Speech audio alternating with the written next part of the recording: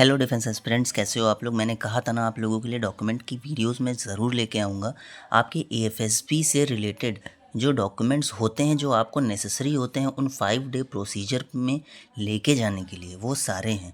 और कौन सी डिटेल्स कहाँ से मिलेगी, कैसे क्या करना है, सारे questions, travelling allowance, declaration form, indemnity bond, tattoo वाला सर्टिफिकेट, ठीक है, कोर्स कम सर्टिफिकेट और कैंडिडेट क्वेश्चन आयर। मैं आपको दिखा देता हूँ। जैसे कि आपका एक ये है डिक्लेरेशन फॉर्म, है ना। फिर दूसरा ये है जर्नी पर्टिकुलर पूरा फिर है फॉर्म ऑफ इंडेमनिटी बॉन्ड। इसका क्या मतलब होता है, क्या इंस्ट्रक्शंस हैं, ठीक है। और टू हुम इट में कंसर्न मतलब बोनाफाइड, कि किसके लिए होता है बोनाफाइड सर्टिफिकेट।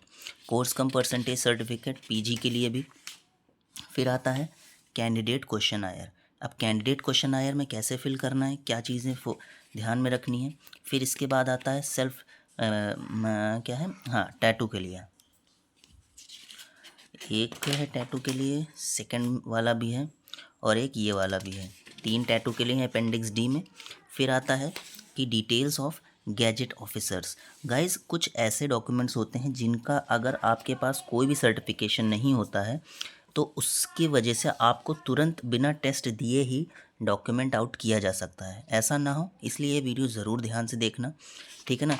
सारे इंस्ट्रक्शंस यहाँ दिए हुए हैं, मैं आपको एक एक करके बताता हूँ। इसमें थोड़ा सा लेंदी है, मैं डायरेक्टली बताता हूँ, आपका टाइम कम लगेगा उससे। और गाइज़, एक चीज़ ध्यान रख लेना प्लीज़, लाइक शेयर सब्सक्राइब ज़रूर कर लेना है ना। सारी चीज़ें बहुत मेहनत से बनती हैं और आप लोगों को भी पता है, कॉन्टीन्यूसली मैं वीडियोज़ डालूँगा अब, ठीक है ना।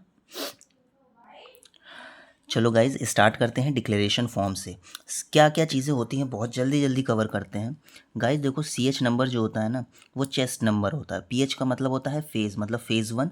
और चेस्ट नंबर फेज़ 2 में क्या होता है, ये होता है स्क्रीनिंग से पहले और ये होता है स्क्रीनिंग के बाद, कॉन्फ्रेंस तक का सफ़र जो होता है।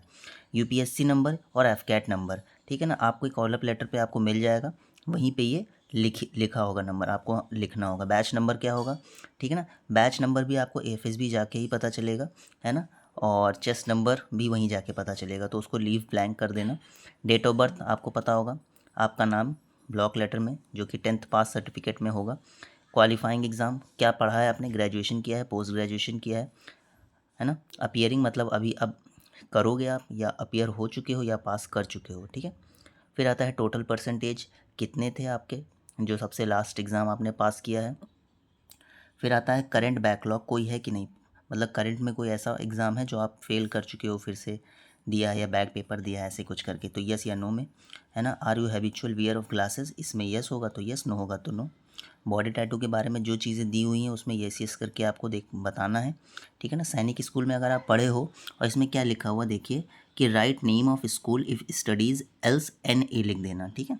हाँ गाइज, अगर ये क्लियर ना हो तो आप लोग प्लीज़ 1080 मेगापिक्सल पे इसको एक बार कन्वर्ट करके वीडियो के ग्राफिक्स को फिर देख लेना, ठीक है। नेम ऑफ किन का मतलब होता है आपके फादर का नाम, आपका उनसे क्या रिलेशन है। नेम ऑफ किन में वैसे आपके किसी भी गार्जियन का नाम लिखो, बट मदर फादर का नाम ही लिख लेना इसमें, उनका कॉन्टैक्ट नंबर। ये एक बार देख लेना। Certificate pertaining to relevant health advisory issued by government, ठीक है। कोविड-19 का सर्टिफिकेट एक्सेट्रा, ये सारी चीज़ें मैंडेटरी है अराइवल पे, ठीक है ना। फिर बहुत सारे क्वेश्चंस आते हैं कि ये जो स्क्रीन आउट और रिपीटर्स के लिए होते हैं, इसमें क्या हम कभी कोई और SSB में जाते हैं तो क्या वो भी लिखना पड़ता है। हाँ गाइज, वो भी लिखना पड़ता है। Have you appeared earlier in SSB, चाहे आर्मी का हो, नेवी का, एयरफोर्स का, कोस्ट गार्ड का होगा। अगर येस तो येस, नो तो नो। अगर येस है तो फॉलोइंग डिटेल्स दो, और अगर ये डिटेल्स 10 से ज़्यादा किया हुआ जगह नहीं है तो पेज टर्न करके वहाँ पे भी नोट डाउन कर लेना, ठीक है। बाकी देख लेना, इनमें कोई भी क्वेश्चन हो कमेंट सेक्शन में ज़रूर बताना मुझे, मैं आपको गाइड कर दूंगा ये सारी चीज़ें। गाइज फिर 10th point, have you appeared for INSB, PAB, CPSS test earlier. अगर येस तो ठीक, नो तो नो, ठीक है। और अगर येस है तो डिटेल्स बता देना। बाकी ये जो लिखा हुआ है इसमें, चाहे आप FSB की डेट लिख लो या जिस दिन डॉक्यूमेंट भर रहे हो ना उस दिन की डेट लिख लो, अपना सिग्नेचर और अपना मोबाइल नंबर, ठीक है। नेक्स्ट पेज पे चलते हैं जल्दी जल्दी। ये है सबसे इम्पॉर्टेंट जर्नी पार्टिकुलर। गाइज अभी कहीं नहीं जाइएगा, है ना। अगर फिर भी आपको लग रहा हो तो फास्ट फॉरवर्ड कर लीजिएगा, मैं थोड़ा तेज़ बोल लेता हूँ। जर्नी पार्टिकुलर में सबसे इम्पॉर्टेंट जो पॉइंट होते हैं ना, वो ये होते हैं।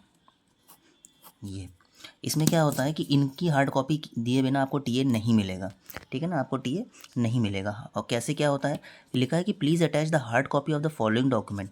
हार्ड कॉपी किसका, टिकट का, ठीक है ना। और टिकट का क्या होगा कि चाहे वो बस का हो, ट्रेन का हो, चाहे एरोप्लेन का हो, वो जितना भी टीए दे सकते हैं उतना ही देंगे, है ना। और आने जाने का मतलब जैसे जाने का आपका 2,000 है तो टोटल आपको 4,000 रुपये वो लोग टीए प्रोवाइड कराएंगे फर्स्ट टाइम में।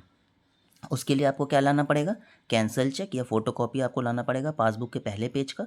वेट लिस्ट का शायद पैसा नहीं देते हैं ये लोग, इसीलिए कंफर्म बर्थ का नंबर मेंशन करना ज़रूरी है। TA will not be paid if the required document in hard copy are not submitted, ठीक है। एफकेट नंबर, आपका बैच नंबर वहीं पता चलेगा, आपका नाम, mobile number, alternate mobile number, ठीक है ना, ईमेल आईडी आपकी। कभी कभी क्या होता है बैच नंबर पता चल जाता है तो उस हिसाब से देख लेना। आपका प्रेजेंट एड्रेस, आपके घर के पास कोई रेलवे स्टेशन, आपके टिकट की सारी डिटेल्स। इस वाले में मत भरना, सिर्फ इतने में भरना। यहाँ 2,000 भरोगे तो इसके नीचे में भी 2,000 ही भरना। आपका अकाउंट डिटेल में अकाउंट होल्डर का नाम आपके उसमें ही होना चाहिए, आपका ही हार्ड कॉपी होना चाहिए अकाउंट नंबर में, ठीक है। आईएफएससी कोड उस बैंक का, है ना। Bank branch must be a nationalised bank और setup under the regulation of RBI. Certification में डेट साइन, जानते हो, इसको छोड़ देना, ये ऑफिस पर्पज़ के लिए। Next page. ये इंडेमनिटी बॉन्ड इसलिए होता है क्योंकि आपको अगर आपकी कोई डेथ हो जाती है, आपको इंजरी हो जाती है तो आप किसी पे भी क्लेम नहीं करोगे, इसीलिए ये प्रेसिडेंट ऑफ इंडिया को दिया जाता है। यहाँ पे आप खुद के लिए भी कर सकते हो, है ना, खुद का नाम भी लिख सकते हो, जैसे लिखा ना मी एंड माई वार्ड। अगर आपके पापा या कोई और साइन कर रहे हैं तो उस हिसाब से इसको देख लेना, है ना। बस इसमें यही होता है कि आप किसी पे क्लेम नहीं करोगे। डिटेल्स ये नॉर्मल सी हैं, है ना, तो आप इसको देखना। बट ये पॉइंट देख लेते हैं कि पहला तो कोई मतलब नहीं। Candidate must also note that they will be not admitted to the service selection board interview without the certificate. इस सर्टिफिकेट के बिना आपको इंटरव्यू नहीं देने को मिलेगा। विटनेस का सिग्नेचर बहुत ज़रूरी है, ठीक है ना, और वो 18 ईयर से ऊपर होना चाहिए। नेक्स्ट पेज पे चलते हैं। ये तो वापस आ गया।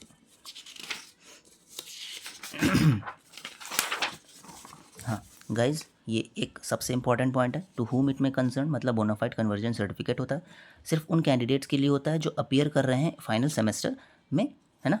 The bonafide issued under college letter head must be consist of all the following details, है ना। टू हुम इट में कंसर्न बोनाफाइड कन्वर्जन सर्टिफिकेट जो होता है वो कैंडिडेट्स के लिए होता है जो फाइनल एग्जाम या सेमेस्टर में आ रहे हैं, सिर्फ उन्हीं के लिए होता है।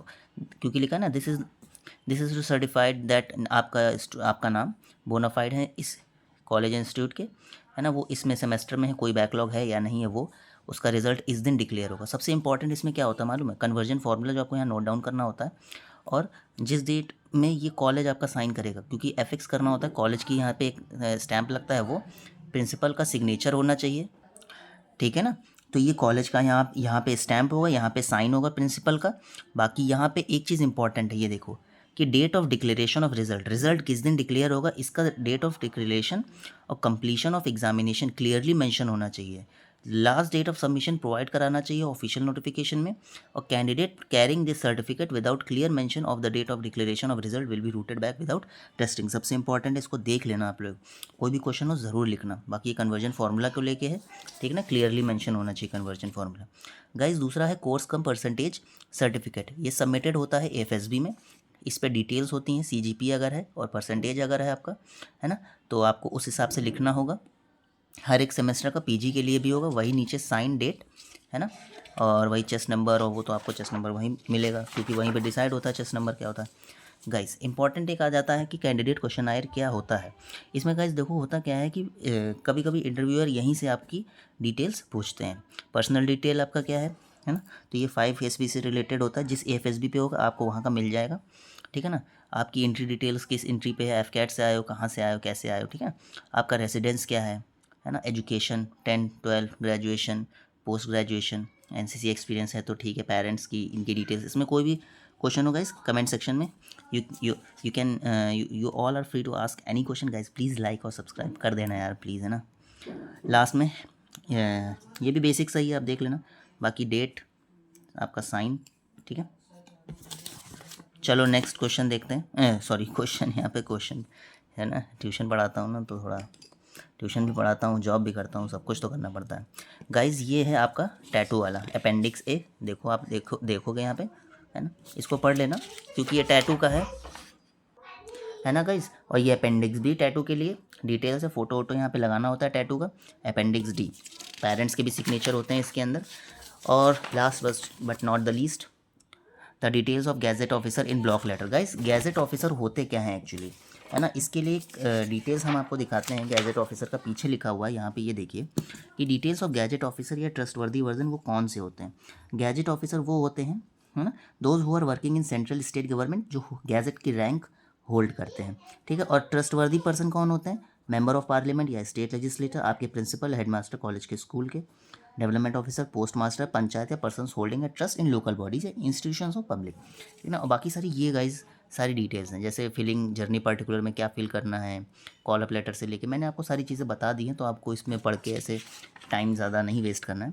बाकी एड्रेस, ट्रस्टवर्दी पर्सन और उनका दोनों का, और मैंने आपको डॉक्यूमेंट्स बताई दी हैं कि कौन से डॉक्यूमेंट्स जो सबसे ज़्यादा इंपॉर्टेंट है, जिसकी वजह से आप डॉक्यूमेंट आउट हो जाओगे, है ना। अगर कहीं मिस कर दिया हो तो एक बार रिपीट से देख लेना, जल्दी जल्दी वाला, है ना, 2x स्पीड में, तो आपको और बेनिफिशियल हो जाएगा। इसमें कोई भी क्वेश्चन होगा, इस सारा दिखा रहा हूँ मैं आपको, कोई भी क्वेश्चन हो तो ज़रा सा आप कमेंट कर देना एक बार, है ना। और लाइक शेयर सब्सक्राइब तो ज़रूर कर देना, क्योंकि अब आपके लिए 21 अप्रैल की AFSB देहरादून और वाराणसी की वीडियो इसके बाद ही आने वाली है और कल ही अपलोड होगी, है ना। इसके बाद एक वीडियो और आएगी, है ना, जो भी डॉक्यूमेंट से रिलेटेड होगी, क्वेश्चंस आप जो पूछोगे उससे रिलेटेड होगी, उसके सारे आंसर आपके कमेंट सेक्शन में तो होंगे ही मेरे द्वारा, बट डेडिकेटेड वीडियो बना दूंगा जिससे आप लोग को ही बेनिफिट होगा, ठीक है।